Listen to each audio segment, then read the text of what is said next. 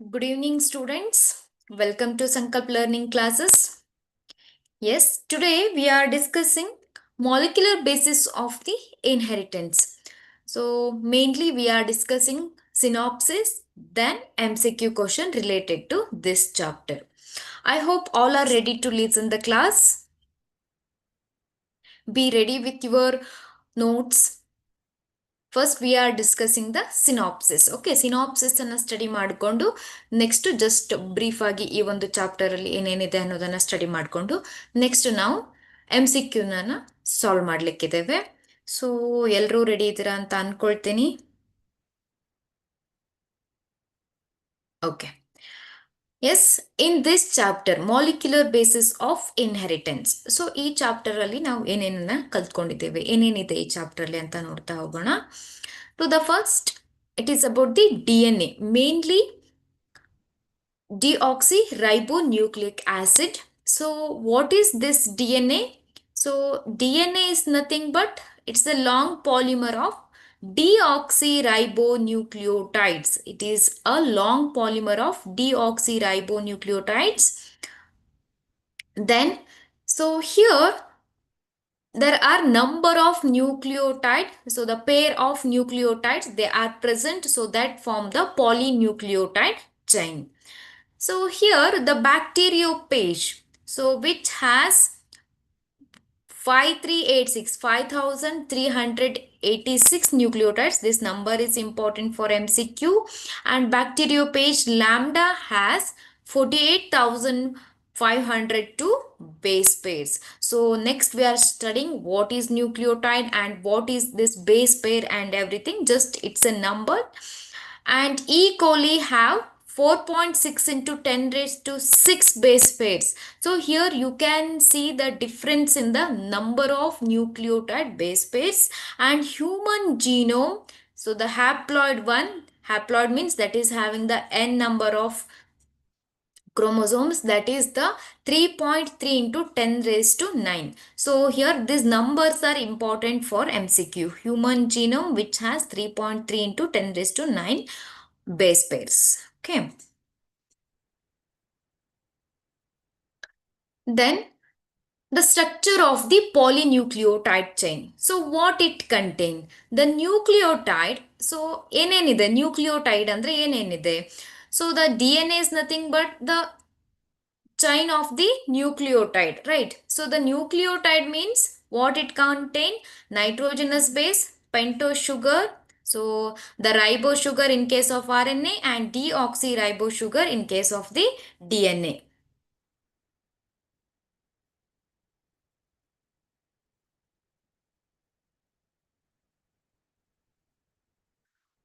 And the phosphate group is present. Here, in a nucleotide, nitrogenous base, pentose sugar, and the phosphate group is present. Ribose sugar in case of RNA and deoxyribose in case of the DNA. Then there are two types of the nitrogenous base. So ಇವಾಗ ನಾವು nucleotide ಅಲ್ಲಿ nitrogenous base ಇದೆ ಅಂತ ಹೇಳಿದ್ವಿ ಅಲ್ವಾ. So that is purines, adenine and guanine that comes under the purines, and pyrimidines, cytosine, uracil and thymine that is the pyrimidine. Okay, so that is also nitrogenous base but it comes under the pyrimidines. Then cytosine, adenine and guanine, cytosine. So these three are common in both RNA and DNA, but in case of the DNA, here thymine is present. Adenine, guanine, cytosine, thymine is present, but in case of the RNA, adenine, guanine, cytosine, uracil is present. So the uracil that is present in the RNA. So that is the thing. And nitrogenous base linked to the first carbon pentose sugar through a glycosidic linkage. So the linkage is called as glycosidic linkage. So this is important for MCQ. The nitrogenous base that is linked to the pentose sugar through a glycosidic linkage and it forms the nucleoside. Nucleoside ಹೇಗೆ formation ಆಗುತ್ತೆ? So nucleoside that contain the nitrogenous base and pentose sugar. Okay, so that is called as the nucleoside. So when the phosphate group is attached through the phosphodiester bond, so phosphodiester linkage, so it forms the nucleotide. You should remember glycosidic linkage, so that is glycosidic bond and phosphodiester bond. So in between which molecule it is present, that you have to remember. Okay, so the polynucleotide chain has free phosphate moiety at 5 prime end, and the sugar end of the sugar, it is referred as 5 prime, and other end of the polymer has 3 OH group is called as 3 prime end. So here you can see the polynucleotide chain. ನೋಡಿ ಇದು ಪಾಲಿನ್ಯೂಕ್ಲಿಯೋಟೈಡ್ chain. So ಇಲ್ಲಿ ನೋಡಿ ಇದೊಂದು nucleotide ಅಲ್ವಾ. So ಈ nucleotide ಅಲ್ಲಿ ಏನೇನಿದೆ, so it contain, this is the sugar, pentose sugar, and it is adenine, nitrogenous base. Adenine is the nitrogenous base attached to the pentose sugar with the help of the glycosidic bond, and here the phosphate group is attached to the pentose sugar with the phosphodiester bond. So here these nucleotides join and form the polynucleotide chain. So that is called as DNA. So these are the components of the nucleotide, so that I explained. So this is also nucleotide, and how the bonding takes place in the nucleotide. So the phosphate, in between the phosphate and the pentose sugar, in between the nitrogenous base and the pentose sugar. Okay, so that is about the nucleotide. Then the history of the DNA, how it is discovered. So here you should remember Friedrich Mischer, so who named it as a nuclein. So in the year 1869, at that time period, DNA was not discovered. So the first scientist who observed the DNA, but he named it as nuclein, the scientist name is Friedrich Mischer.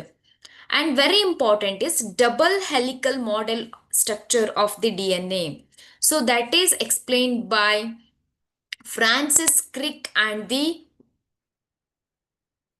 here Watson and Crick, James Watson and Francis Crick model of the double helix structure of the DNA. This structure is very important. So here what is the double helical structure of DNA? So here can see the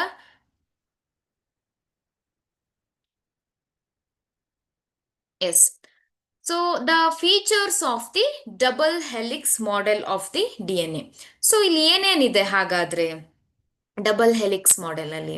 so it made up of polynucleotide chain. So double helix means this is one polynucleotide chain and this is another polynucleotide chain. So these chains are having anti-parallel polarity. So ಇಲ್ಲಿ ನೀವು ನೋಡ್ಬೋದು ನೋಡಿ.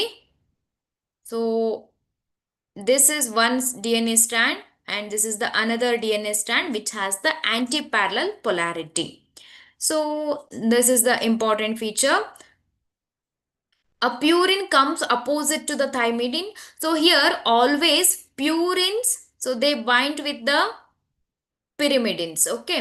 So here always adenine with the thymine and cytosine with the guanine. So in one strand adenine is there, means in another strand in that place the complementary base pair is thymine. Always adenine that forms the bond with the thymine and cytosine with the guanine. Here in between adenine and thymine, two hydrogen bonds are present. In between cytosine and guanine, three hydrogen bonds are present. That is very important. Then the pitch of the helix is 3.4 nanometer. So this is the pitch of the helix, that is 3.4 nanometer. And the distance between the base pairs of the helix is 0.34 nanometer. This is very important. So here in between the base pairs, what is the distance? That is 0.34 nanometer. The plane of one base pair stacks over the other hand in the double helix. So this is the double helix, how it is arranged in the cells. Okay. Then, so there is a central dogma of molecular biology, that is called as DNA that forms the RNA, RNA that forms the protein. So in this you have to remember, so how many base pairs are present here in the DNA? So that is 10 base pairs. So in one pitch. And what is the distance between these two? That is 0.34 nanometer. So total the distance, the total length of this one pitch is, that is 3.4 nanometer.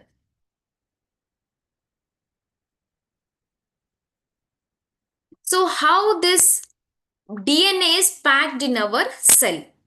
So you know that the approximate length of the DNA, that is 2.2 meter. But how it is arranged in our body cells? So here, in case of the prokaryotes means which do not have the well-defined nucleus. So you know that the DNA is not scattered throughout the cell. So in prokaryote, there is no definite nucleus. DNA is held together with some proteins in a region called nucleoid. So nucleoid region ಅಲ್ಲಿ ಏನಾಗಿರುತ್ತೆ, ಈ ರೀತಿಯಾಗಿ DNA ಇರುತ್ತೆ, not in the nucleus.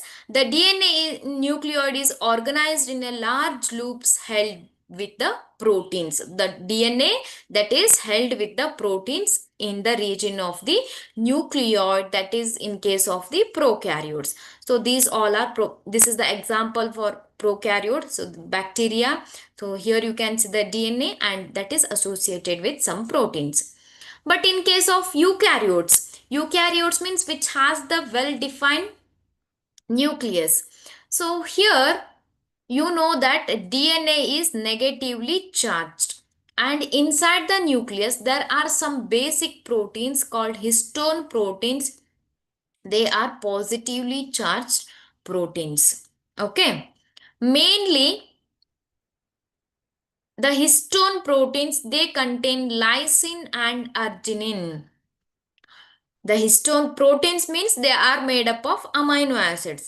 So here lysine and arginine is the basic amino acids that is present in the histone protein. This is important. Lysine and the arginine is the basic important amino acid present in the histone. So here just imagine this is protein, histone protein.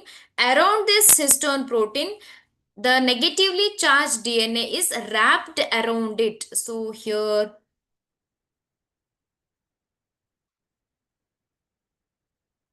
and a typical, so that arrangement is called as nucleosome. So here the histone protein, and around that the DNA is wrapped. So that is called as the nucleosome. So nucleosome constitute of repeating unit structure. So here one more histone protein and DNA is wrapped around it.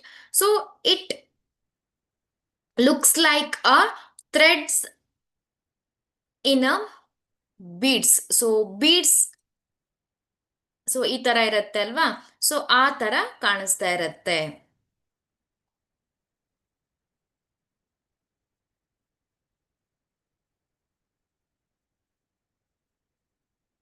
So packaging in eukaryote, and one more thing, beads on string structure ತರ ಕಾಣಿಸುತ್ತೆ ಅಲ್ವಾ.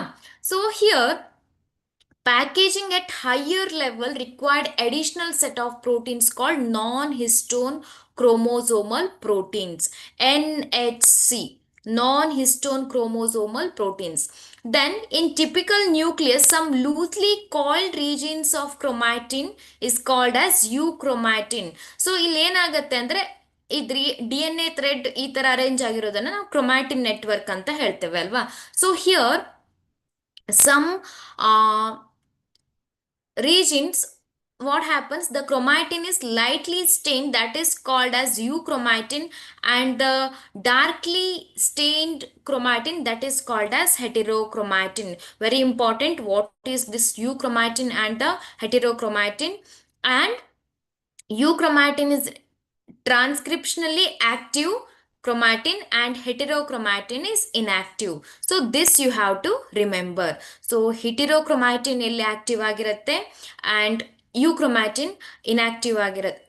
Sorry, euchromatin that is the active one and the heterochromatin that is the inactive one. So that you have to remember. Then the search of the genetic material, how it is discovered. So there are some experiment, I'll explain it briefly. Griffith experiment. So what is this Griffith experiment? He used the Streptococcus pneumonia bacteria, and so there are two types of the bacteria, that is the S strain that producing the smooth colony and the R strain which does not which is producing the rough strain, rough, right, S strain and the R strain. So here why it is called as S strain, because it contain the mucus coat, but R strain which does not contain the mucus coat. So here S strain is the virulent. So when the S strain bacteria is injected to the mouse mice, it is died because of the disease. When heat killed S strain is injected, then the mice lived.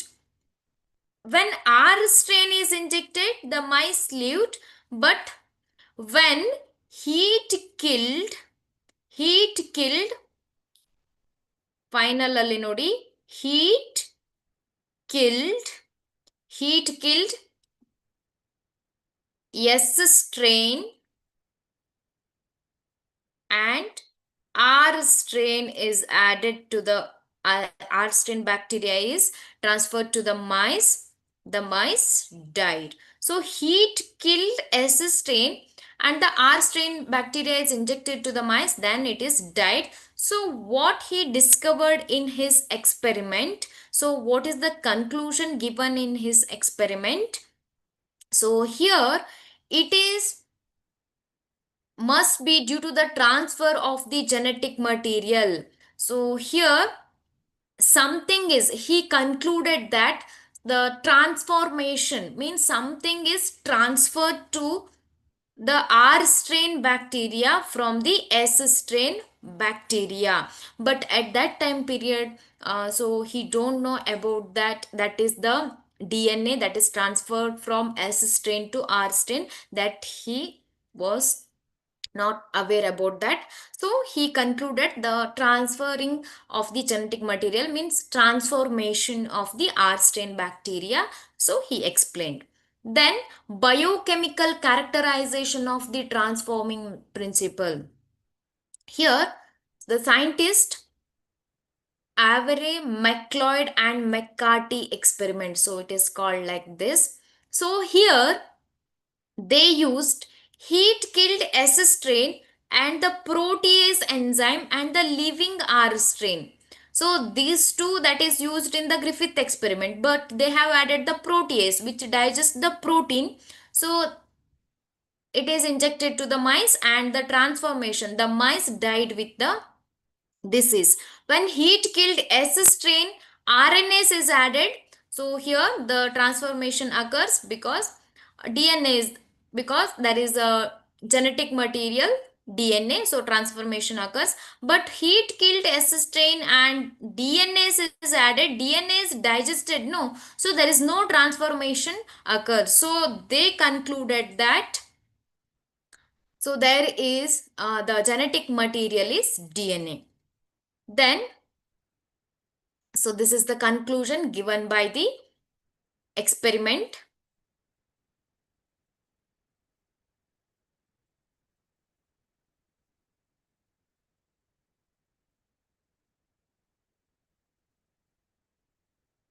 Next one, Hershey and Chase experiment.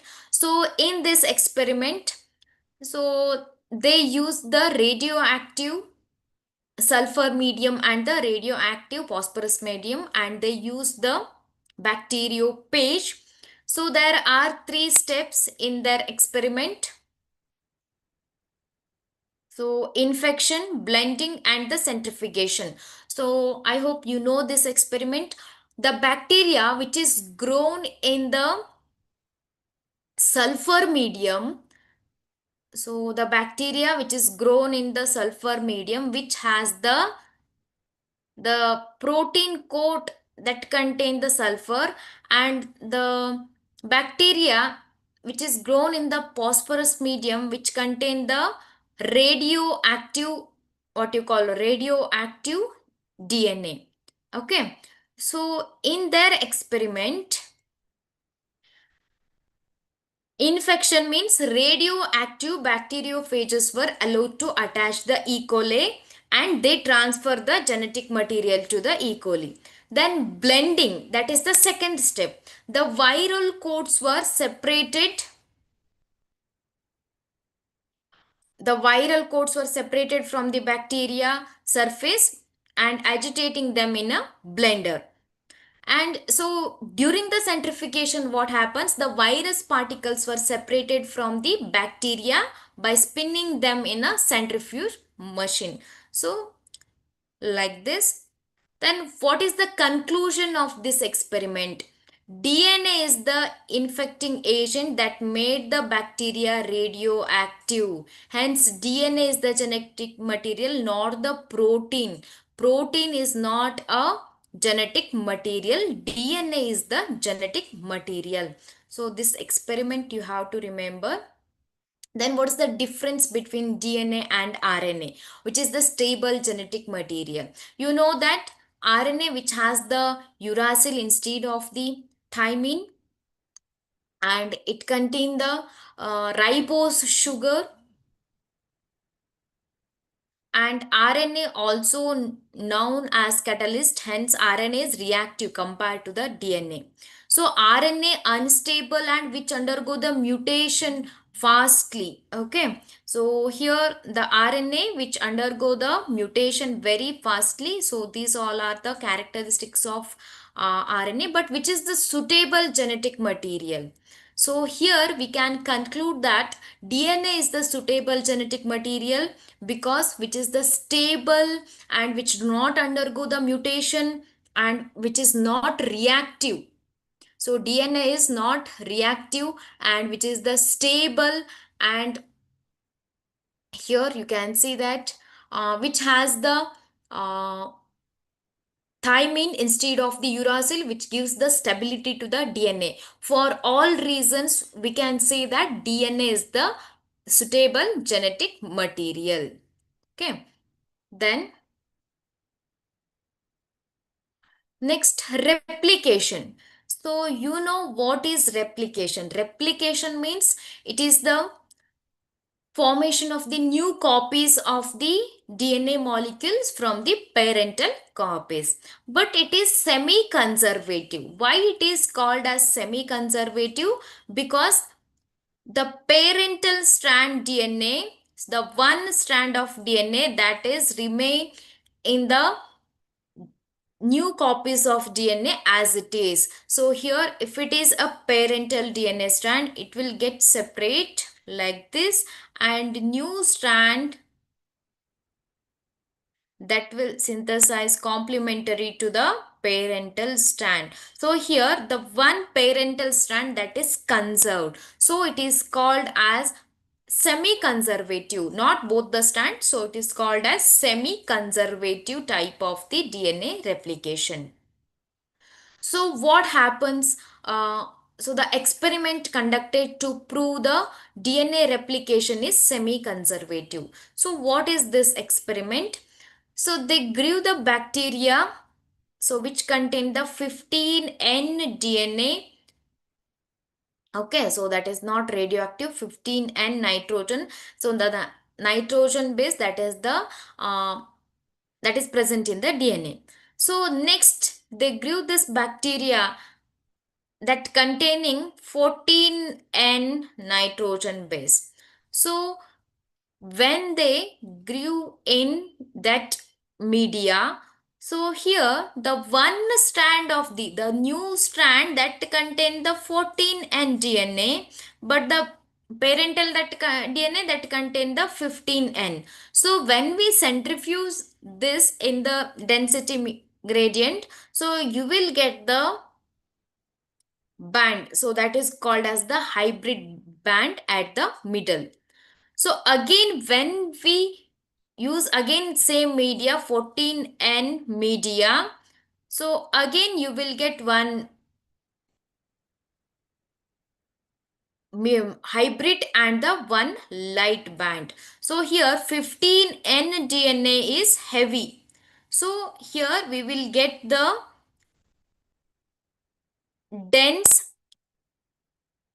DNA band at the base of the centrifugation machine. But here we will get the hybrid, that is because of the 14N is also inserted and 14N is light.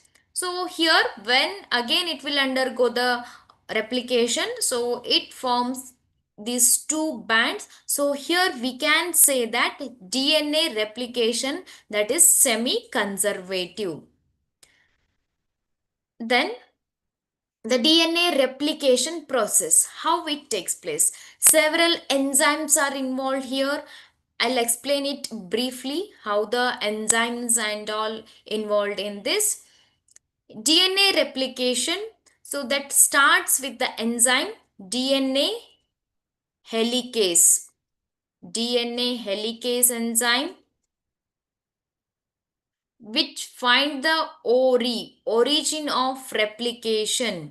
So which bind the, just imagine this is the DNA strand.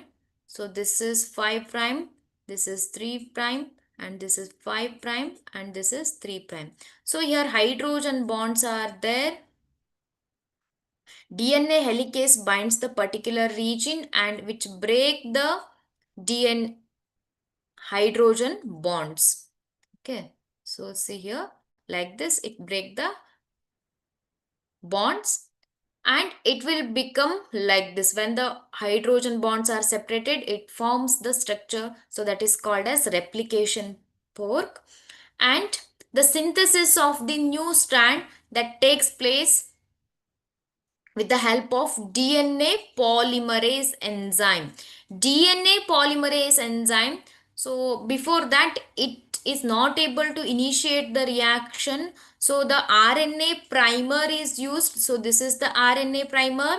Then here this is the RNA primer and the DNA polymerase add the nucleotides in the direction of only in the direction of 5 prime to 3 prime direction. So DNA polymerase enzyme ಏನು ಮಾಡುತ್ತೆ nucleotides ಅನ್ನ 5 prime to 3 prime direction ಅಲ್ಲಿ ಈ ರೀತಿಯಾಗಿ add ಮಾಡ್ತಾ ಹೋಗುತ್ತೆ. So there is a synthesis of the new stand takes place. But see the another stand which is having the 3 prime to 5 prime end. So the DNA polymer is not able to synthesize the new strand in this direction because it is able to synthesize the new strand only in the direction of 5 prime to 3 prime. So the process starts from this direction. So just imagine, so from, but it will end here. Again the process starts from here, again it will end here.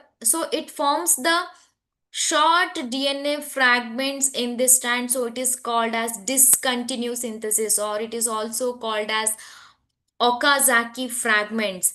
Then these all fragments are joined by DNA ligase enzyme. Ligase, that is called as molecular glues. So the new strand, that is lagging strand, that is synthesized in the direction of 5 prime to 3 prime. Later it is joined by DNA ligase enzyme. So here just you have to remember the enzymes. And so the DNA polymerase that is able to synthesize the new strand only in the direction of 5 prime to 3 prime, that you have to remember.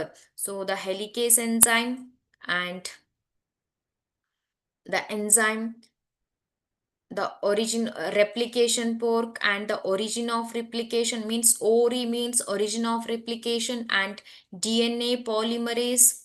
So these all things you have to remember. And DNA ligase, what is the function? Okay.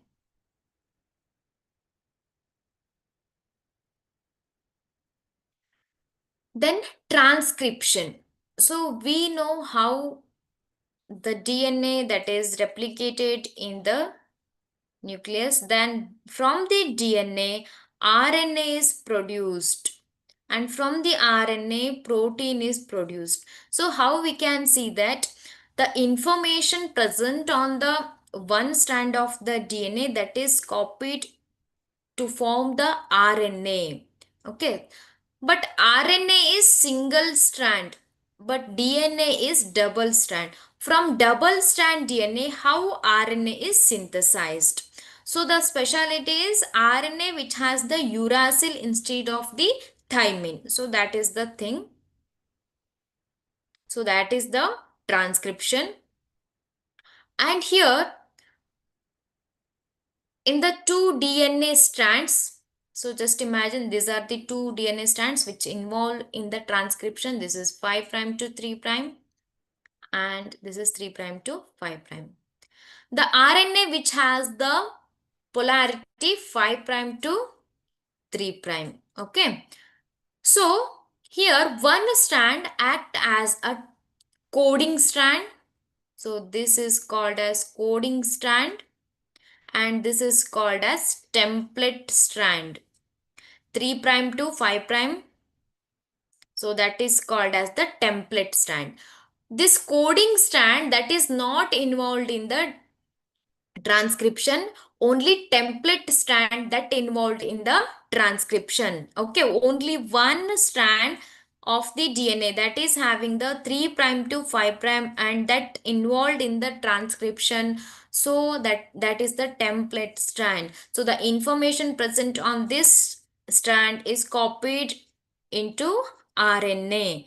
So that is nothing but the transcription unit. Transcription unit means, just imagine, that is the segment of the DNA which contain promoter, terminator, and the structural gene.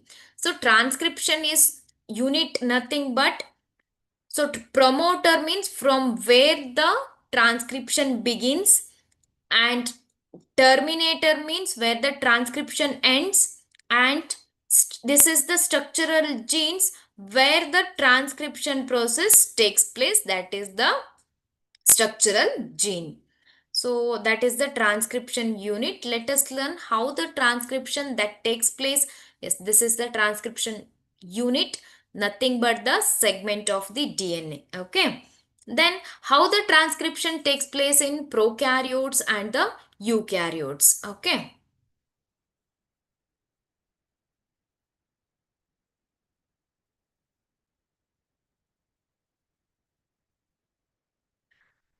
So in case of the prokaryotes means bacteria which contain the which do not contain the well defined nucleus. So here in that case, so there are three steps in the transcription. So in that, initiation, elongation, and the termination. So initiation of the transcription means, so the promoter, so that binds the particular region of the DNA along with the RNA polymerase. So the promoter and the sigma factor that binds this region, promoter region, and initiate the transcription. Elongation means here 3 prime to 5 prime end of the, sorry, 5 prime to 3 prime to 5 prime end of the DNA segment is used. So the RNA polymerase which copy the information present on this DNA strand, for example here adenine, guanine, cytosine, thymine, like this, base pairs are present. So the RNA polymerase which add the complementary base pairs, adenine is there means guanine, guanine is there means cytosine, cytosine is there means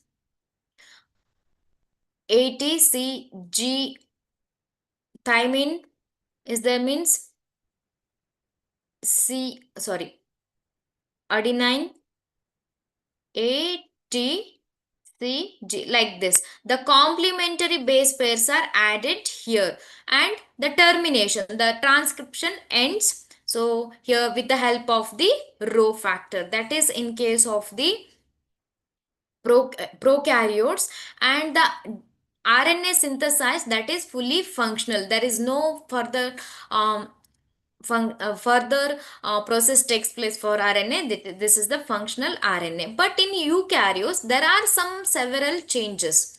Transcription in eukaryotes, so that involves the three types of the RNA. That is RNA polymerase 1 that transcribes the rRNAs, and RNA polymerase 3, so that is responsible for the formation of the tRNA and 5 srRNA and snRNAs, and RNA polymerase 2 that transcribe the mRNA, before that hnRNA.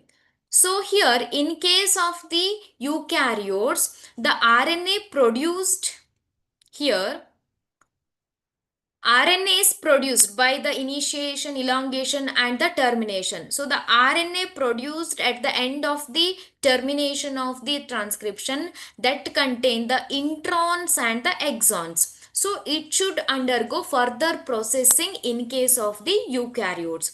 So here introns means which are non-coding regions, and the exons are the coding regions. Introns, they do not have any function, so these exons are introns are removed by this splicing and exons are joined, so that forms the mRNA, matured mRNA.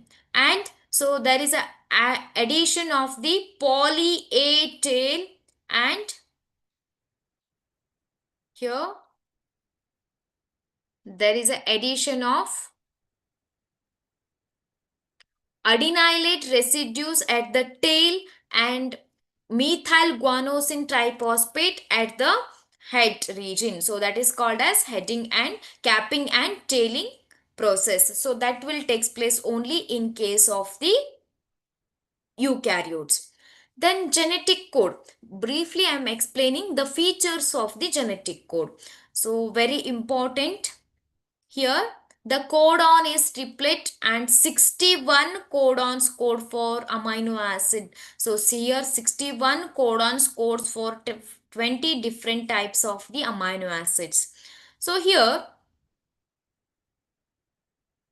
the codon that is universal. For example, that is same in all organisms. UUU. So, that code for phenylalanine, and that is same in all the organisms, but exceptional is mitochondrial codons. Okay, AUG, that has the dual function. AUG, remember, that is the initiator codon, so that codes for the methionine. And remember, UAA, UAG and UGA, so these are the stop codons.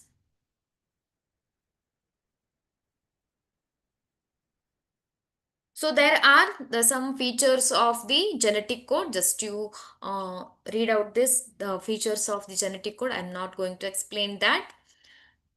Then the tRNA. tRNA, so that is very important for the translation process. Translation is nothing but the synthesis of the protein. So the protein synthesis is the final goal, right? So here the tRNA which has the clover leaf model. So here you can see the tRNA which has the anticodon loop and the amino acid acceptor arm. Anticodon means, so which contain the some codes which is complementary to the codes present on the mRNA. So that is the tRNA. So this tRNA, that is very important for the translation process. So why?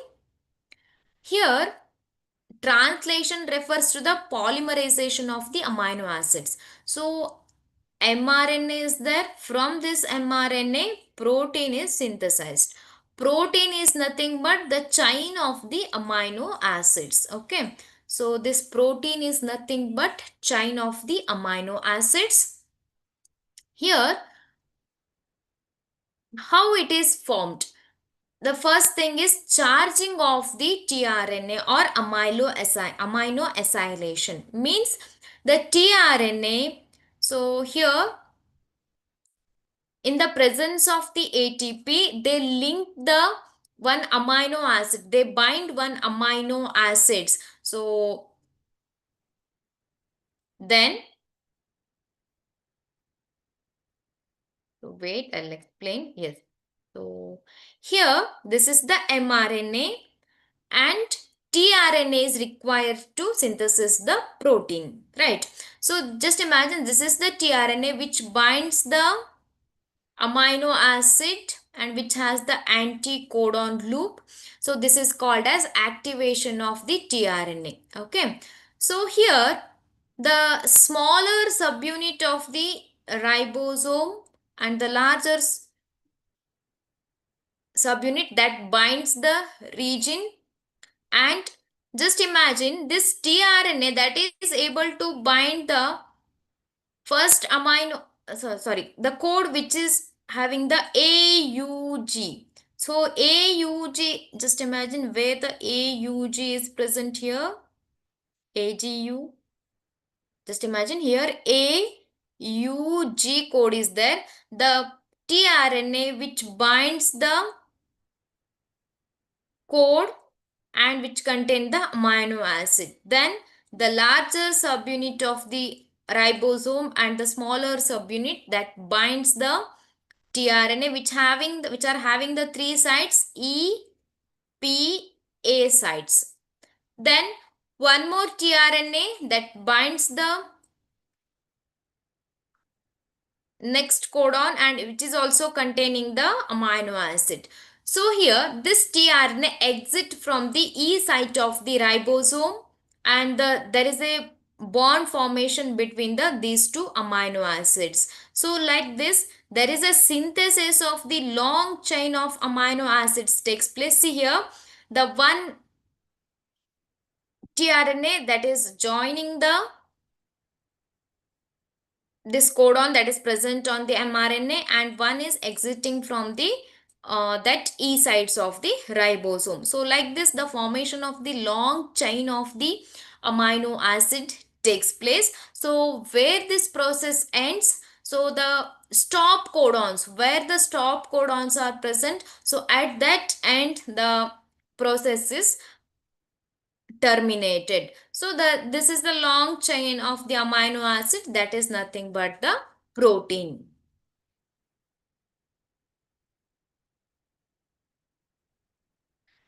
So this is how the translation takes place and the next, regulation of gene expression. So how this gene expression that is regulated, so that is in case of the eukaryotes, transcription level, processing level, transport of mRNA from nucleus to the cytoplasm and the translation level. So here mainly we are studying about the lac operon.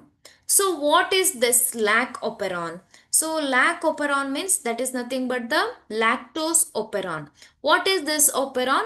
That is the cluster of functionally related genes are controlled by a shared operator. So what is this lac operon? So here lac operon mainly it contain structural genes.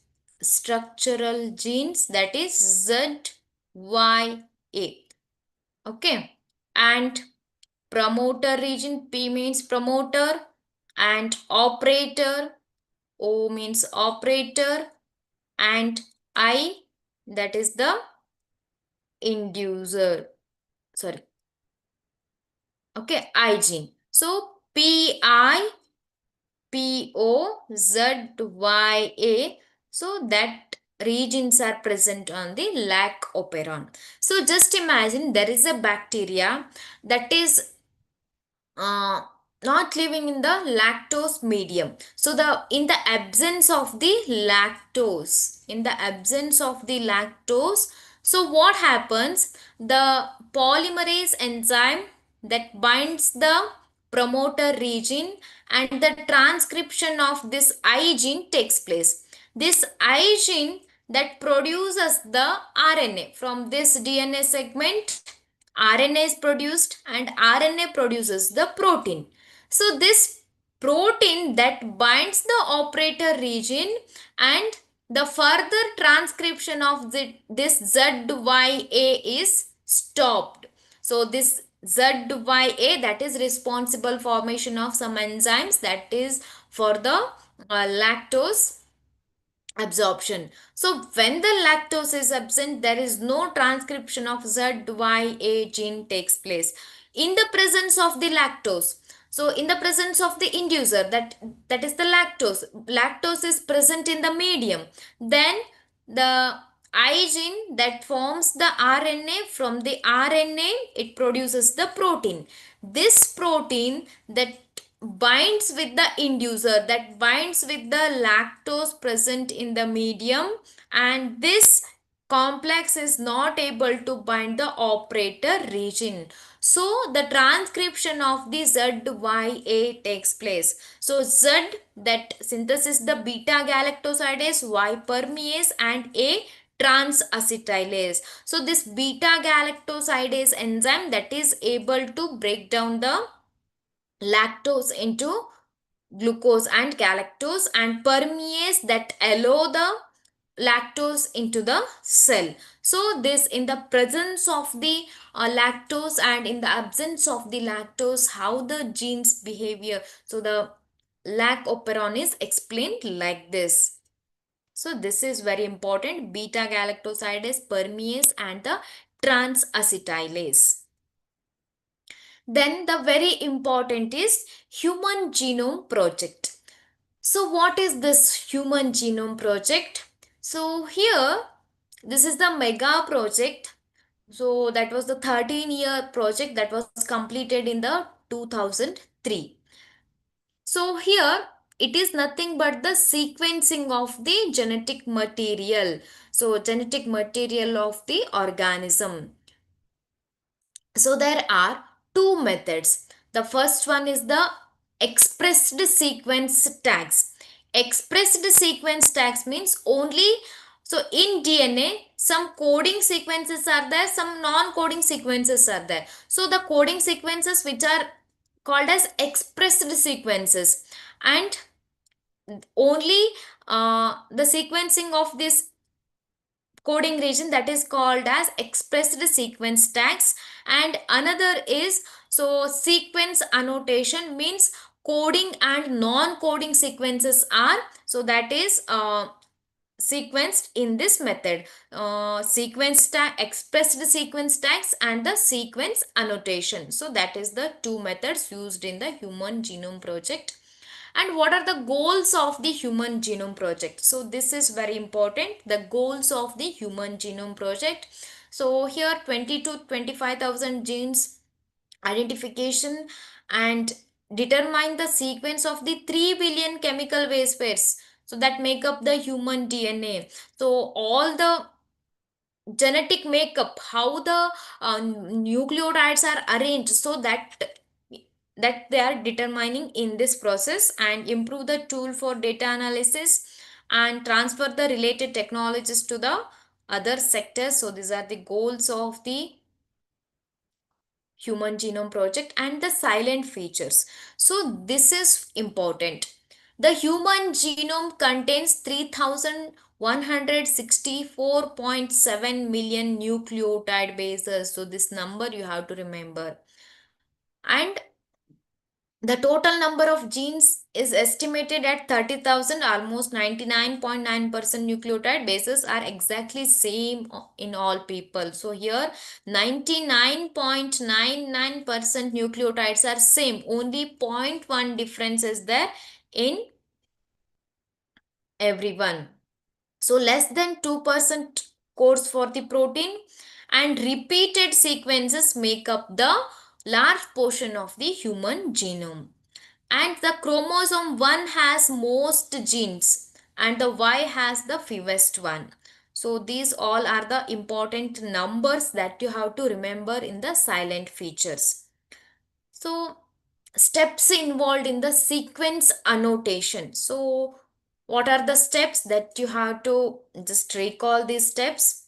What are the steps? Isolation and breaking the DNA segments, and the sequencing arranged and sequencing that uh, DNA fragment by using the computer based programs. So the application of this human genome project, where we use this human genome project, so that is in the molecular interaction and the disorders. So how to treat the disorders and the diagnosis treatment. So in that we can use the human, so this knowledge and the molecular interactions.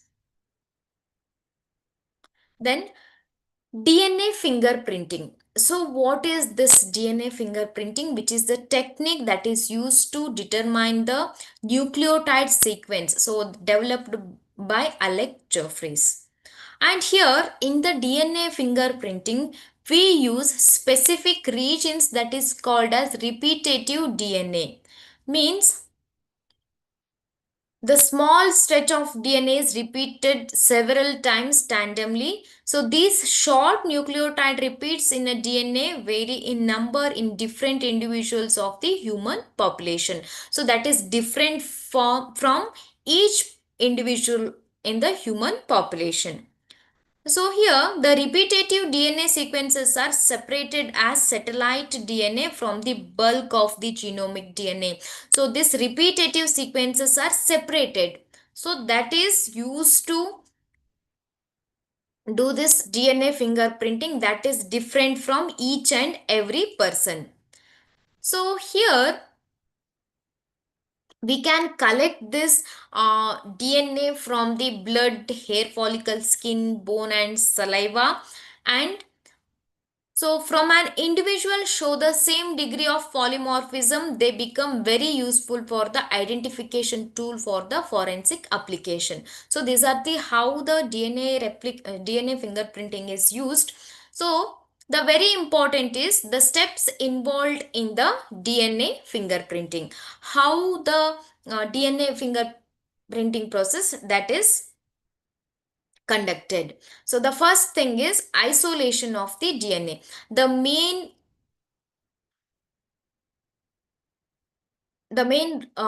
thing of this DNA fingerprinting, that is the satellite DNA, which has the what you call which has the variable number tandem repeats, means which is different from one person to the another person. So this is very important, VNTR fragments.